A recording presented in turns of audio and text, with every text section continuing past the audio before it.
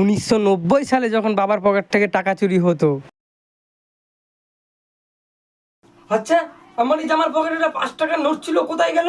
নিশ্চয় এরা চিন্টুর কাজ। এই চিন্টু, আমার এই জামার পকেটে 5 টাকার একটা নোট ছিল, তুই কি নিয়েছিস? খুঁজে পাচ্ছি না। হ্যাঁ, টাকা? কিসের টাকা? কোথায় টাকা? কই, আমি তো কিছু জানি না তো। আচ্ছা, এইভাবে বললে টাকা বের হবে না। এই চিন্টু, বাড়ির সবাইকে বলে দিতে দেখে আমাকে যে 5 টাকার কয়েনটা খুঁজে বের করে দিতে পারবে তাকে আমি উপহার হিসেবে 10 টাকা দেবো। হ্যাঁ, তাহলে তোমার লাভ কি হবে? আরে আমার কোনো লাভ নেই, আমার ওই 5 টাকাটা প্রিয় ছিল, তাই আমি 5 টাকাটা হারাতে চাই না। আচ্ছা বাবা, তুমি কোনো টেনশন করো না, তোমার প্রিয় 5 টাকা আমি ঠিক খুঁজে বের করে দেবো। তুমি খালি আমার উপহারের 10 টাকাটা রেডি রেখো। A few moments later. বাবা, এই দেখো, এইটাই নাকি তোমার প্রিয় 5 টাকার নোটটা, কি না?